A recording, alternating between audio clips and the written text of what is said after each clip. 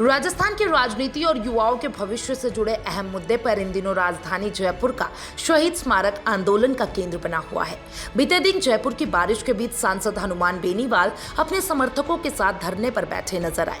वे राज्य सरकार से एसआई भर्ती प्रक्रिया को रद्द करने और राजस्थान लोक सेवा आयोग के पुनर्गठन की मांग को लेकर सड़कों पर हैं।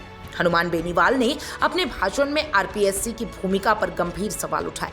उन्होंने कहा, आरपीएससी में पारदर्शिता का अभाव है और ये संस्था लगातार भ्रष्टाचार और पेपर लीक जैसे घटनाओं के लिए जिम्मेदार रही है। उनका कहना था कि अगर अब भी इस संस्था को पूरी तरीके से भंग कर उसका पुनर्गठन नहीं किया गया तो नौकरियों के नाम पर युवाओं के साथ ये धोखा बार बार होता रहेगा। उन्होंने आरोप लगाया कि एसआई भर्ती में भी भारी गड़बड़ी हुई है और यह भर्ती प्रक्रिया निष्पक्ष नहीं थी। बेनीवाल ने यह भी कहा कि भर्ती में बेईमानी और पेपर लीक आउट की शिकायतें सामने आने के बावजूद सरकार लीपापोती कर रही है।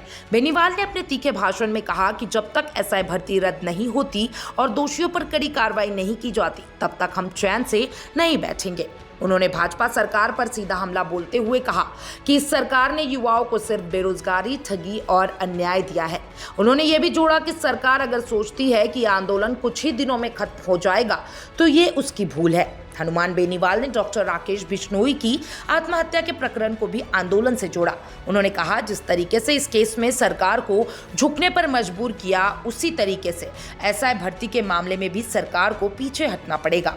गौरतलब है कि डॉक्टर राकेश बिश्नोई की आत्महत्या मामले में पिछले 7 दिनों से धरना चल रहा था, जो अब समाप्त कर दिया गया है।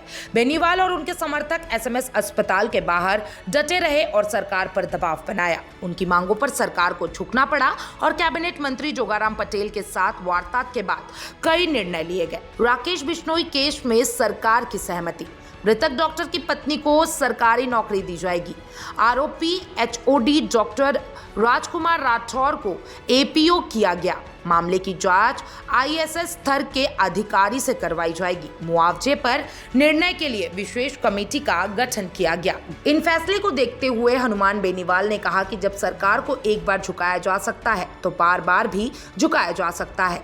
बर्दाश्त, आंदोलन मजबूत हो और जनता एकजुट हो। बेनीवाल का आंदोलन न सिर्फ राजनीतिक विरोध का मंच बन गया है, बल्कि यह युवाओं की आवाज भी बनता जा रहा है।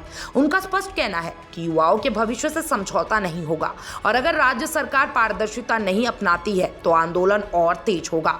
उन्होंने जनता और खासकर युवाओं से अपील की है कि इस लड़ाई में शामिल हो और ये सुनिश्चित करे कि आने वाले पीढ़ी के साथ अन्याय ना हो। जयपुर की बारिश में भीगते हुए धरना देना केवल प्रतीक नहीं, बल्कि ये दर्शाता है कि आंदोलन केवल सत्ता विरोध नहीं बल्कि व्यवस्था के पुनर्गठन की मांग है। हनुमान बेनीवाल ने स्पष्ट संकेत दिए हैं कि आरपीएससी को नए सिरे से खड़ा करना ही युवाओं के भविष्य को सुरक्षित कर सकता है। आने वाले दिनों में यह आंदोलन और व्यापक रूप ले सकता है और इसका असर केवल राजस्थान तक ही सीमित नहीं रहेगा।